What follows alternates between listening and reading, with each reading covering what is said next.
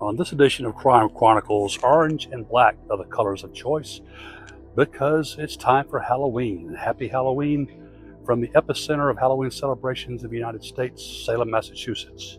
In this episode, we take a look at the Salem witch trials of 1692.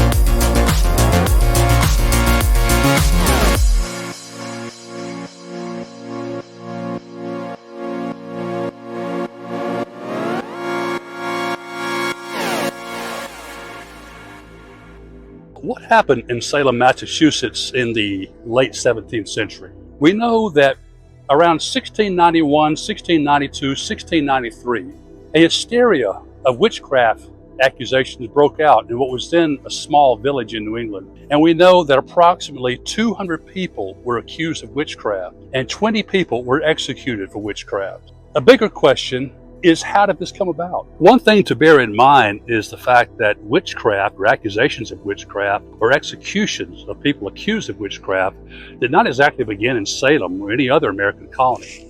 Accusations of witchcraft and people being burned and executed and persecuted for accused witchcraft are almost as old as civilization itself.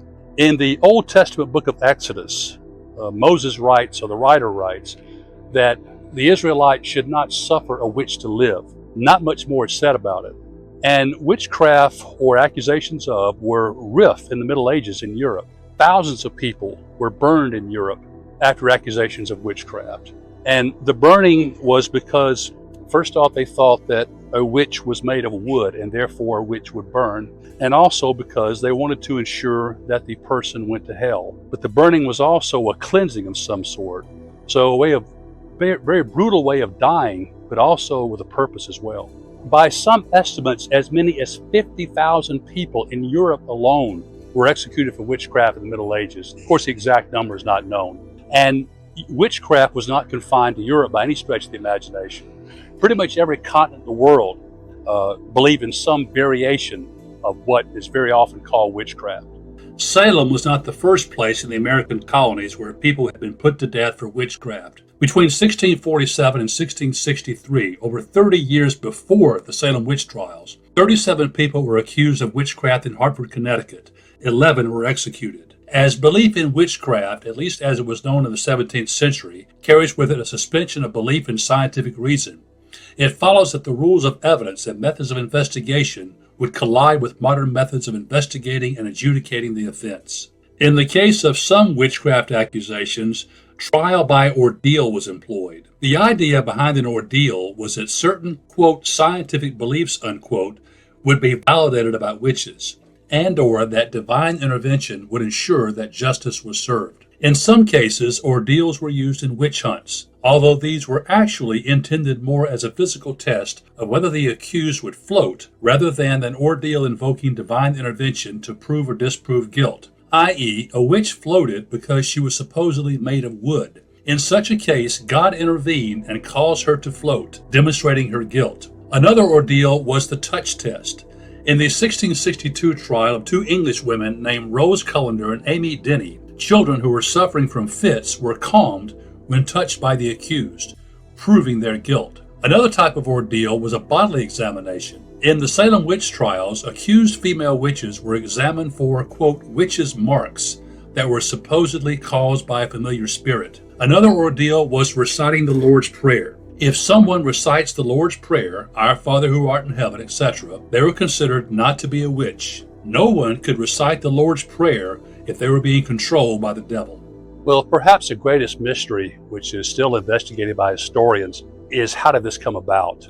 There is no firm explanation as to how it got started, why it got started. Many have been offered, including just a general belief for some reason that this was an anti-revival atmosphere, if you will.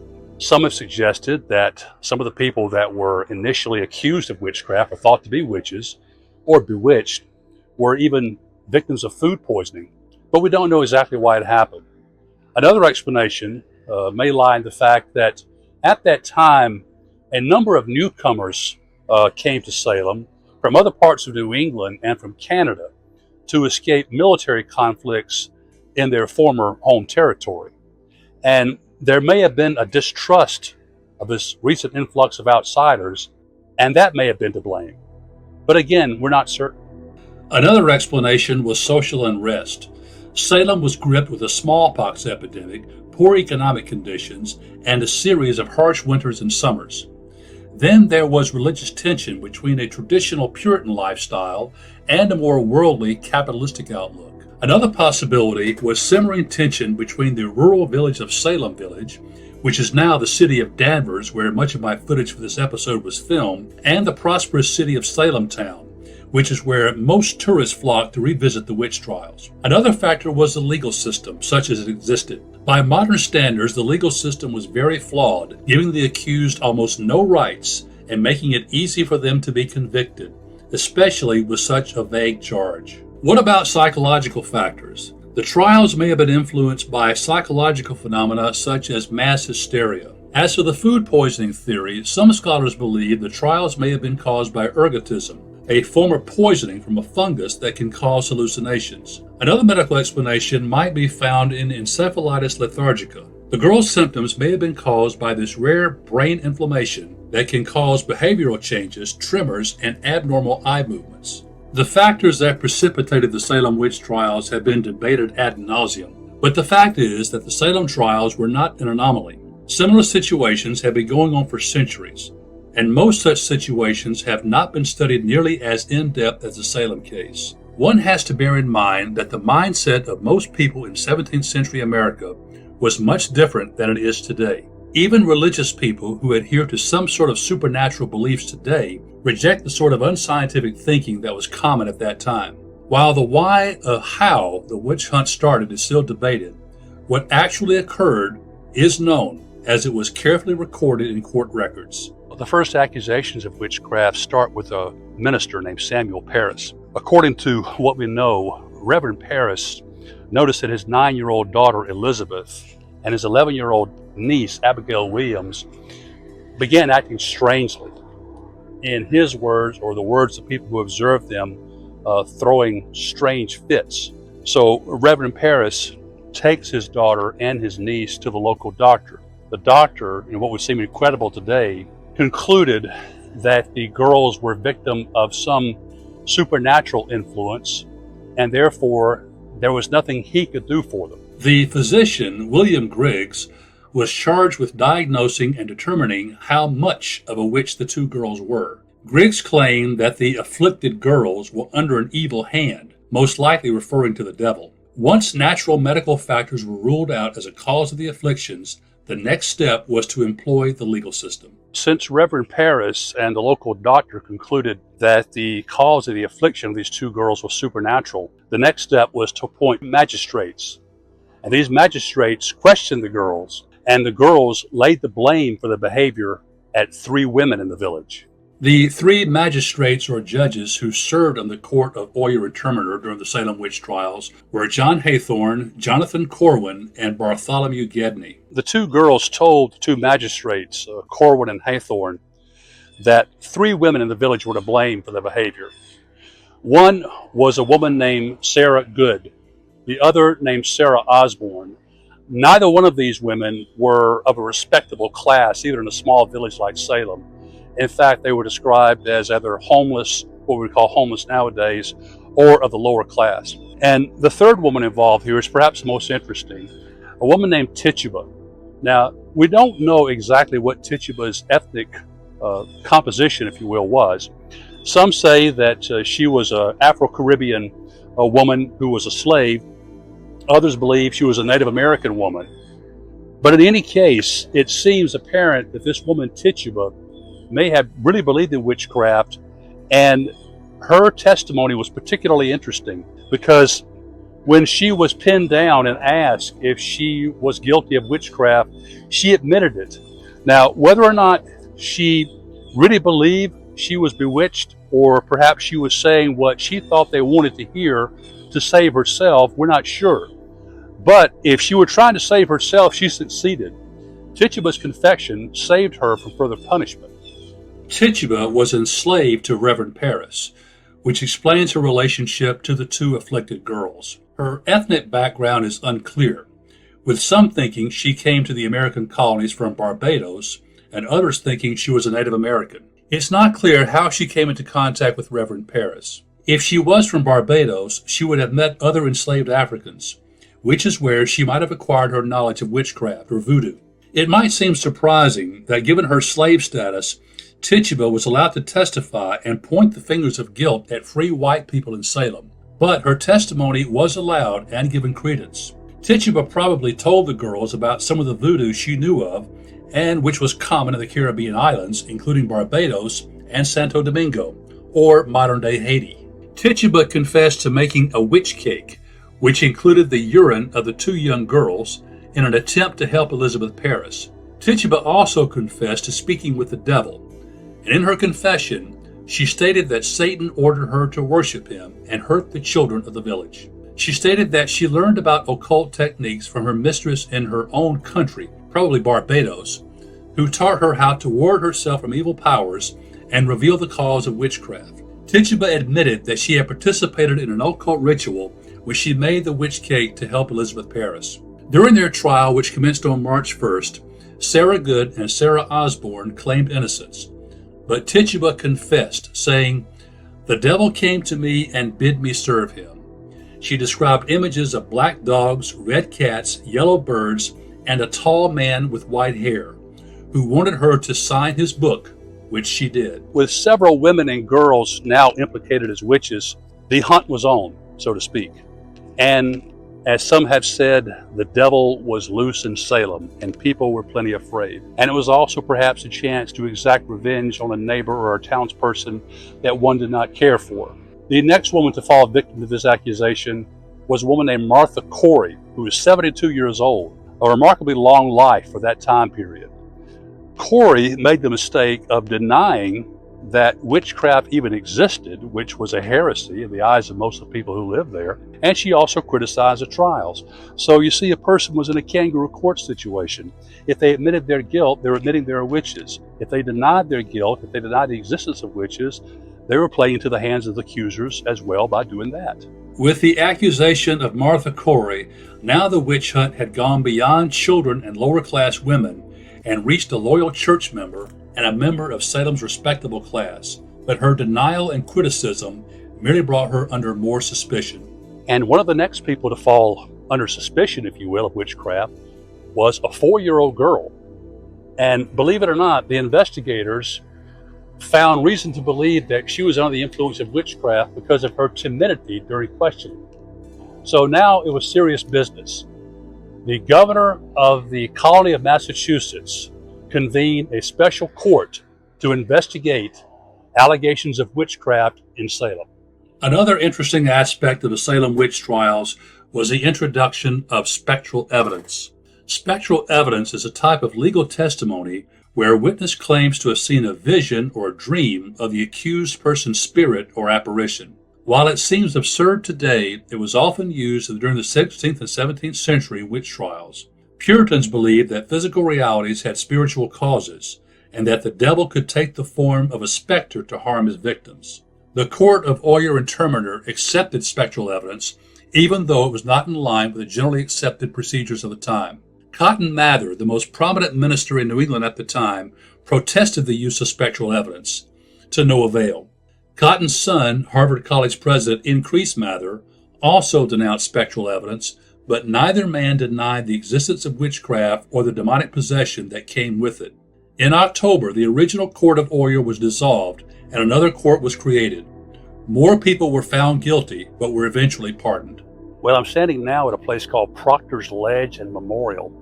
For a long time, it was believed that most of the people executed in the Salem witch trials were executed somewhere else in the city. But a few years ago, it was discovered that most likely this was the spot where they were executed. Now, as far as remains being found here, first off, it's been well over 300 years, so it's unlikely any remains could be found even if they looked. But on top of that, it is believed that the relatives of some of the people who were hung in this location came and moved the bodies and gave them a proper Christian burial, because there was no effort whatsoever on the part of the people who carried out the execution to make sure the person got a proper burial. And they wanted to ensure that the convicted witch, executed witch, went to hell. And so more than likely, these people who were buried here or placed here were taken somewhere else. What you see here at Proctor's Ledge are the names of the people who were killed at this location, most of whom were hung. I see the names Sarah Good, Bridget Bishop, Elizabeth Howe, Susanna Martin, Rebecca Nurse, Sarah Wilds. The Reverend George Burroughs, who was called the King of Witches, was killed here. Others as well, John Willard, Mary Parker. Not all the people who were executed during the Salem witch trial ordeal are memorialized here, because some were killed in other locations. But most were executed about where I'm standing, or perhaps just up this hill here. Outspoken or gossipy women were a particular target. On June 10th, Bridget Bishop, 60 years old, a so-called village gossip, supposedly had bewitched several others. She was the first to be hanged. 5 were hanged in July: Sarah Good, Elizabeth Howe, Susanna Martin, Rebecca Nurse, and Sarah Wilds. 5 were hanged in August. A big crowd gathered along with the Reverend Cotton Mather. The Reverend George Burroughs, called the King of Witches, Martha Carrier, the Queen of Witches, George Jacobs, John Proctor, John Willard, were all hanged. 8 were executed in September: Martha Corey, Mary Easty, Alice Parker, Mary Parker, Ann Predieter, Wilmot Redd, Margaret Scott, and Samuel Wardwell. This is a cemetery on Howard Street in Salem, and it was supposedly here where one of the most bizarre and perhaps cruel executions of the Salem witch trial hysteria took place. It involved a man named Giles Corey, who was 81 years old, which was remarkably old age for that time. Corey would not divulge the information that was being elicited of him from investigators. And so in order to elicit the information, they decided to torture him. And the way they did this was to place rocks on top of him. And they kept piling the rocks on in the hopes that Corey would break. According to legend, at some point, when Giles Corey was asked to give a name, his response was, "More weight." You can see this marker here in Salem Village. And in the second paragraph, makes reference to the witchcraft hysteria of 1692. And it says, it began in this neighborhood on or around March 1st. Accused witches Sarah Good, Sarah Osborne, and Tituba were interrogated in the meeting. And this was amidst the horrific fits of the afflicted ones, the small children. So it began somewhere in this area, probably across the street from where I'm staying. This is the memorial to the 20 people who were executed for witchcraft in Salem in 1692. And with some of these people, their last words on this earth, supposedly the last words, are engraved here in this monument. For example, front and center here, Reverend George Burroughs, who was called the King of Witches, by the way, of Wells, Maine, again from out of town, out of state actually, was hanged August 19th, 1692. Also was Martha Carrier of Andover, George Jacobs Sr. of Salem, John Proctor Sr. of Salem Farms, John Willard of Salem Village. And these people died under torture or by hanging. Over here to my left, there are several more victims of hanging. Martha Corey, Mary Esty, Alice Parker, Mary Parker. Here's a woman who died in jail, Ann Foster of Andover. Notice a lot of people that were executed or persecuted came from out of town and were therefore perhaps suspect in the eyes of native Salemites, if that's a word, all right? Also, another woman who died in jail, Lydia Daston. And some of the last words of the people executed include Susanna Martin, who said, "Amen, amen, a false tongue will never make a guilty person." Rebecca Nurse said, "I can say before my eternal Father, I am innocent, and God will clear my innocency." John Willard, "I fear not, but the Lord in his due time will make me as white as snow." Turns out he was right, because We'll tell you about that later in the broadcast. Martha Corey says, I am innocent. I'm an innocent person. I never had to do with witchcraft since I was born. I'm a gospel woman. Elizabeth Howe, if it was the last moment I was to live, God knows I am innocent.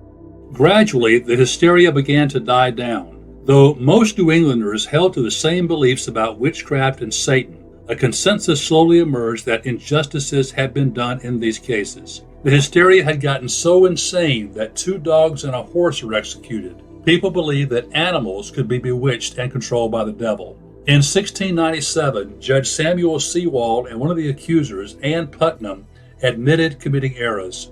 In 1702, the trials were declared unlawful.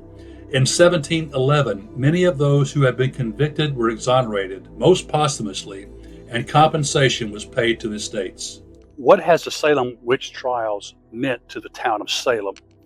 Now, before I filmed this, I came upon a group of about 10 women who were visiting the site, as was I, and also another group of women who came behind them. So it's a very popular spot. And in fact, there's a sign here that says that do not come here after dusk. There's no telling what kind of people might be attracted to a place like this. As far as the town of Salem goes, you see it everywhere. As soon as I finish filming this, I'm going to go to some shops that sell witchcraft paraphernalia. Police cars and police badges are emblazoned with witches on brooms. This town has really cleaned up as a result of the Salem witch trials.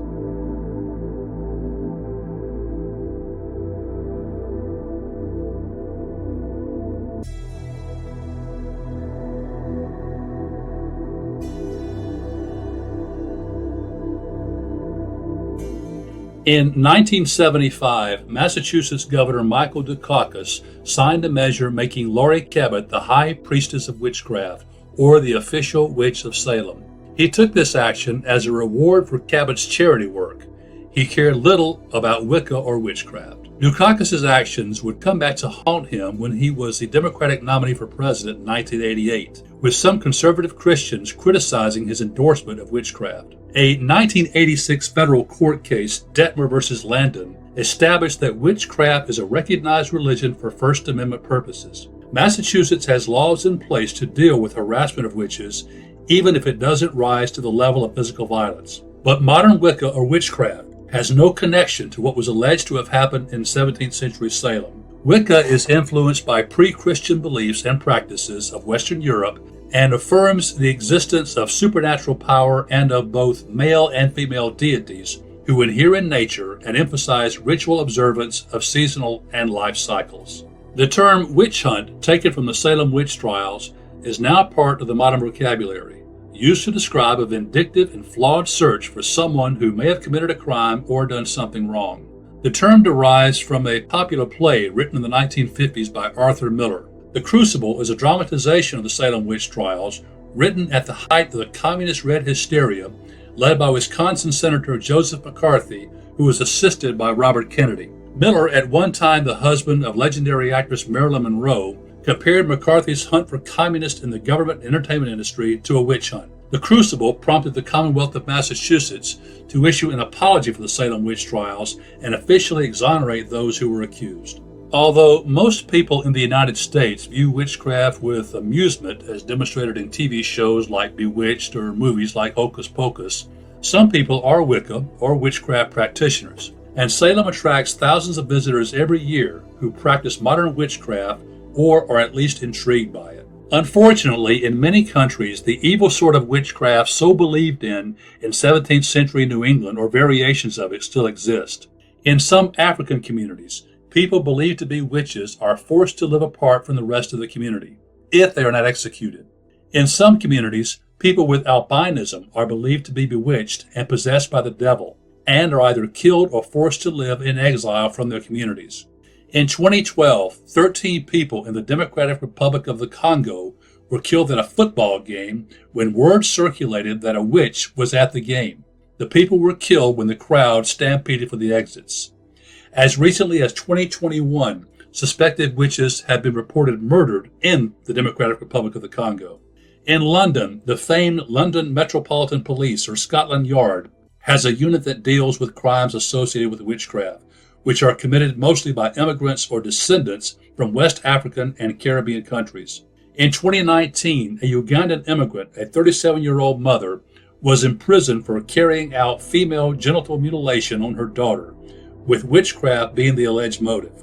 Similar law enforcement efforts are found in other parts of England.